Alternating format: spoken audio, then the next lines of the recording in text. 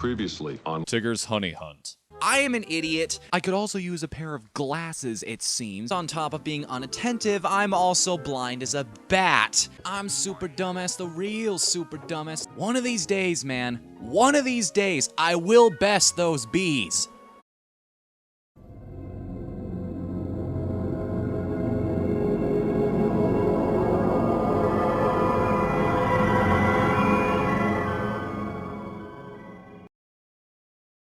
The Tigger, the Witch, and the Wardrobe picture fragments are here, here, here, and here. Now we're all caught up. Everybody happy? Good. What's up, everybody, and welcome back to Let's Play Tigger's Honey Hunt for the 64. I'm What the Fnu, and I'm going the distance. I'm going for speed. That part of the song always sounds really weird to me. I don't know, he just has this strange inflection in his voice. Like he noticed something out of the corner of his eye and it distracted him from singing for a moment. Like somebody walked by the recording studio window in a clown suit or something. He's going the distance. He's going for what the hell? Anyways, as you may have noticed, we are back in the first stage again. This time taking care of the time trials. Yeah, I'm sorry we're going back and retreading the same ground over and over again, doing the same old things, but, well, and I wish we could have found a more organic way to fit it into my other videos and maybe make this fewer parts as opposed to more. But unfortunately, that's just how this game is set up, and it's just something we're gonna have to deal with. And speaking of problems in my videos, I know somebody's been happy with my work lately because the last two videos I've uploaded, my first LP parts in a while, both received thumbs downs on them.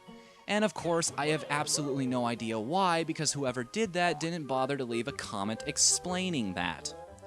Guys, I've talked about this before. If you're dissatisfied with my work, you need to let me know why. Because unless you explain what made you come to the decision to do that particular thing, I'll have no idea why you did it in the first place, and I'll have no chance to actually change what I'm doing to reflect your needs and your wants. So, whoever you are, whatever your beef is, I'm afraid that this is going to be just yet another episode filled with absolutely nothing you can bring yourself to like. Sorry. Now that I've aired all my dirty laundry and got that out of the way, yes, we are running time trials. I'm not bothering cutting this time because really all of these are going to go by so quickly, it's not really worth editing at all. Until we get to the picture fragments showing where those are, damn it! Oh, watch out for that guy. He is... That one woozle, that one thing has hit me so many times, and ruined my speed, it cost me time. Just watch out for him. He's gonna mess up your run more often than not. There we go. Wow, you could hear the strain in my voice as I tried to force myself to think of something to say. Jesus. Am I really cut out for this? Be honest with me, guys. Okay, basically, these are all really easy levels. You don't have to be too focused in order to break the time limits on these. Night Tale and The Adventure Begins are both pretty straightforward stages. All you need to be aware of in Night Tale is that one part where you skip climbing up the tree in order to just go to the place where Eeyore's tail was. That's really all you need to know. A Blustery Day is a little more complicated. Now, what you need to know is some quick tips for speedrunning this game. First off, you want to spend as little time as possible in the air. The reason I say that is, you see that little running animation Tigger did just there where he starts doing short hops to move forward? That is the point where he's moving the fastest. So the less time you spend in the air and the more time you spend on the ground, the faster you're going to get through the stage. Now, this is also going to explain why I call the shortcut jump, because really, you're going to be using it to cut so many seconds off of your time in this mode that it's unrealistic. There are so many places to use it to save yourself time, like right there. Any place that requires multiple jumps is what I'm getting at. Like here, for instance. You aim that just correctly, and Tigger will bounce all the way to this thing. to that particular whirlwind. Saves you a lot of time, a lot of energy. Those are going to be basically your two main tools. Now, believe it or not, I think you slow down just a little bit when you're hovering. So you want to avoid using that particular jump as much as you can. Of course, there are places where you'll have to, but, well, just don't make a habit out of it is what I'm saying if you're going for speed.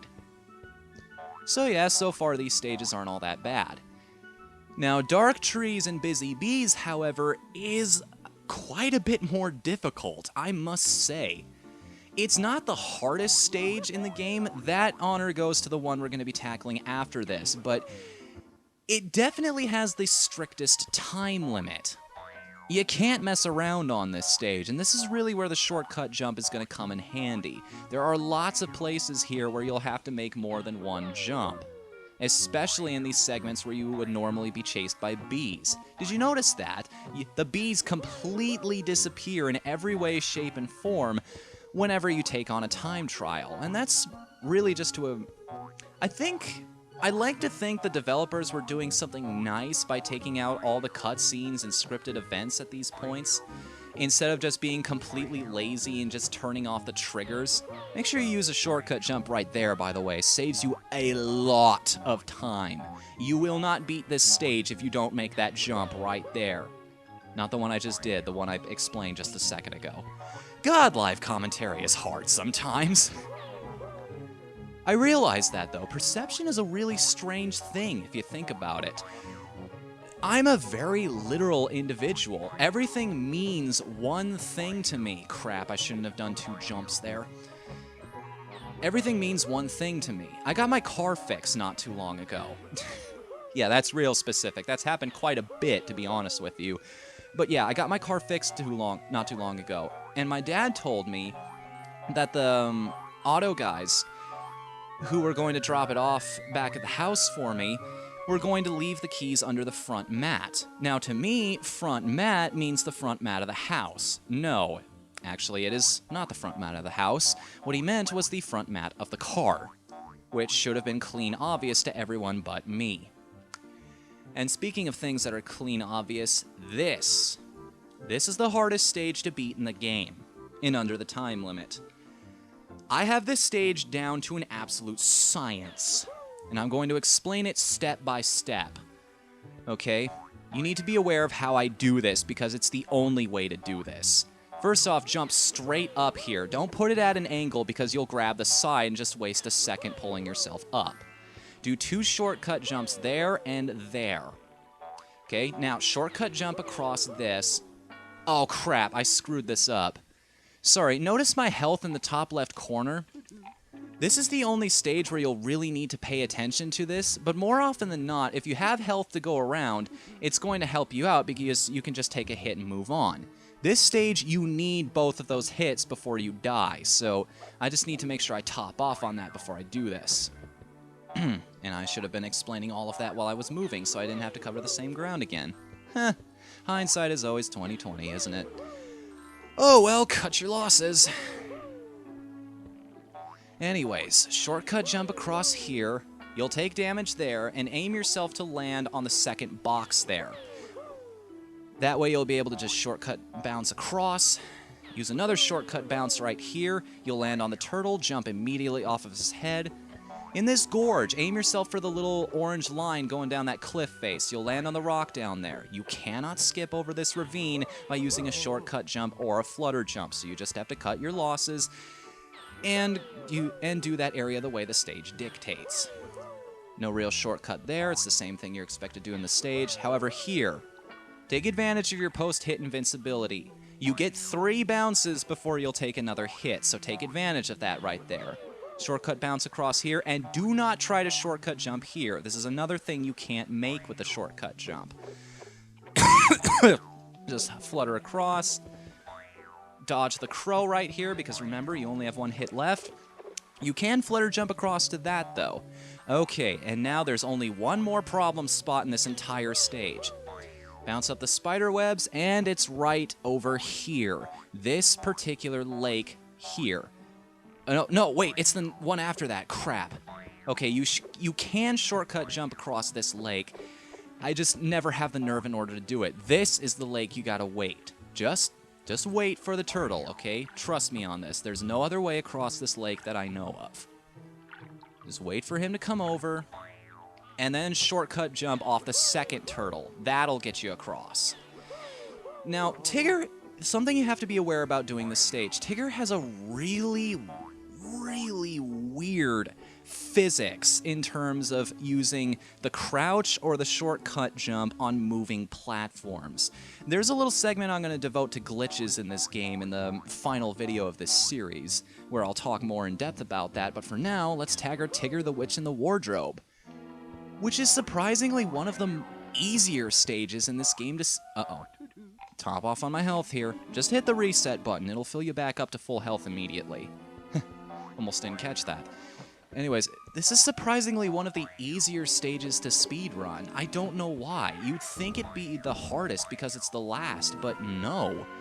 The problem is 3 minutes and 4 seconds is way too much time.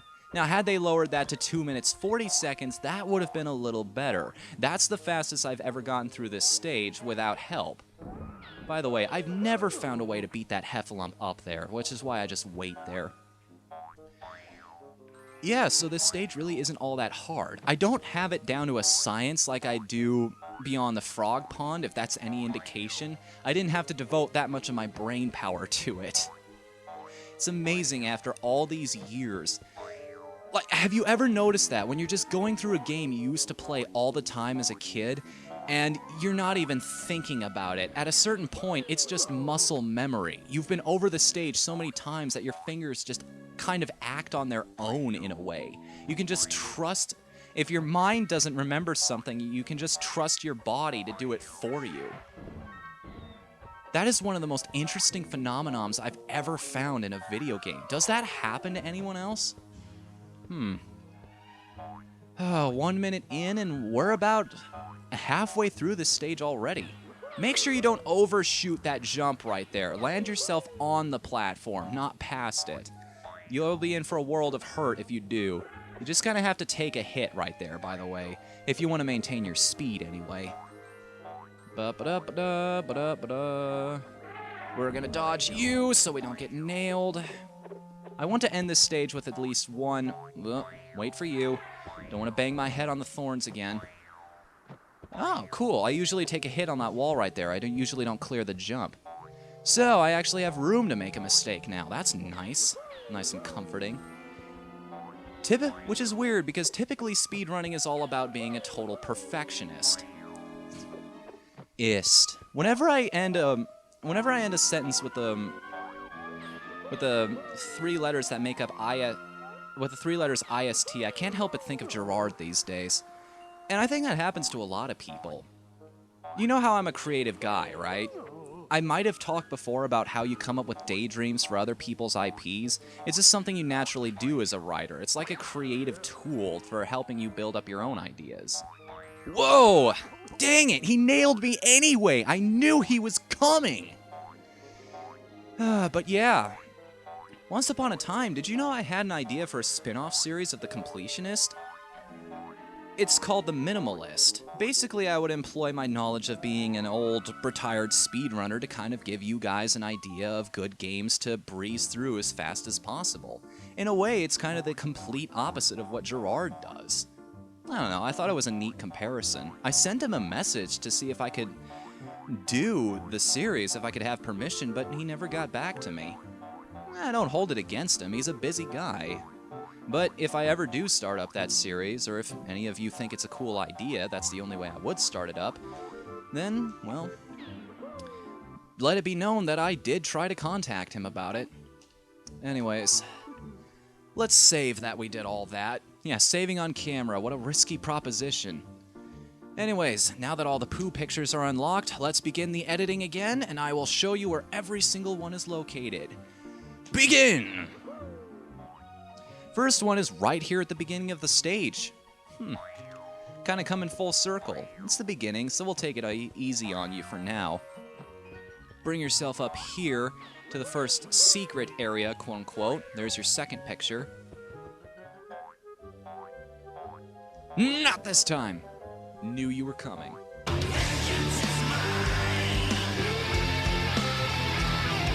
Anyways, to the left here, just to the left, you'll find the third picture of Pooh. And finally, once you hit up Rabbit, grab yourself the arrow of honeypots right there, and then flap your arms to the left. You'll nail the secret area, but you'll also find yourself the last piece. Ta-da! Now, I think it's just as well that these pictures are typically hidden in the secret places in the levels. Because remember, these pictures don't count if you don't finish the stage with them. So make sure even if you're going back and doing menial things, you have to beat the stage again in order to make the achievements count. Now, in Nighttail, bouncing up to our old friend the secret area again. Owned. Anyways, past the scary tree right there. Jump into the pit right here, and you'll find the second picture. And the last one is right there as you're riding the leaves up in this tree. So just hop on over and get it, and that's it. You're done with Nighttail. And remember to check before you leave. Do you have enough honeypots to win? If you don't, better swing back and grab some so that you don't waste your time going all the way back. Trust me, some of these stages are not meant for going backwards. Tigger, Witch, and the Wardrobe especially. Holy cow, it is harder to go backwards through that stage than it is to speedrun through it normally. I am dead serious. Try it for yourself. You'll see exactly what I mean. And no, in case you're wondering, I cannot skip these cutscenes even though I've already seen them once. Conker's Bad Fur Day, you are not. Anyways, after you watch Pooh get completely kidnapped by the wind there, go back to our old friend, the secret area. I'm pretty sure I already said that, but we're just gonna roll with it so I don't look stupid. And your Pooh picture will be right over here. Oh, I just barely made that. So I don't look stupid. Too late, right? Here's photo number 2, right between the large pit of thorns and the moving platform here. Now on the downward slope here, we have another one. I could have just kept the conversation going right there. That's not too far in front of the last one. And finally, if you boost yourself up to get up to this moving platform here, you'll also be in the perfect position, if you just wait it out for a second, just wait it out, to come over here and grab the last photo. Ha-ha! Halfway done. Oh, outrun the bees and make sure you grab that photo right there above the bridge. Whew, it's kind of stressful whenever you're getting chased by something like that. I mean, it's not quite the gun truck or the Dahaka, but still. Now this time you want to follow Rabbit down into the hole. Because, if I remember correctly, piece 2 is in the upper right corner of this place. Or one of the corners, at least. Yep, there it is. Now once you're at the top of the cliff, this one's a lot easier to get to. Just go down a little bit, a platform or two, and you'll find it right there on the ledge. Oh, no. Come on. Be a pal. Yeah! Well, at least I got out of there with my life. Even though I have an infinite number of them, at least I got out of there with that life. See this arrow right here? Bounce yourself directly upwards, and you'll see the photo. Yeah, that's an example of one that's a little too hidden, if you know what I mean. Yeah. Okay, after you're done attempting to ride on Turtleback there, jump up here and grab your next picture. Finally, after you're done hopping on logs and dodging crows, hopefully not at the same time like I am, jump above the checkpoint here, and you get a clear view of the picture. I don't know if you saw it there. That was our 4th photo, which I completely forgot to go grab. Yes, that seems to be a running theme with this game, shut up. But it doesn't matter in the end, you know why? Because say it with me, everybody. Last 4 freaking pictures! And that is it, guys. That is every last collectible. We are now completely and totally, utterly, surely, totally, 110%, I'm sure of it, done with this game. All of the collectibles, all of the time trials, all of the honeypots, all of the alls. And to prove it, let's hop on over to the save screen in order to, no pun intended, let's go to the save screen in order to check our progress. Go down to summer because that's my favorite season. That's us, 95%. But why are we only at 95? Because there is one last thing left to do in this game, everybody, and y'all know what it is. Next time on Let's Play Tigger's Honey Hunt, we will take on the ultimate challenge, the most epic of epicness, the final boss of the 100-acre wood, Owl. I'll see you guys then. Later, everybody.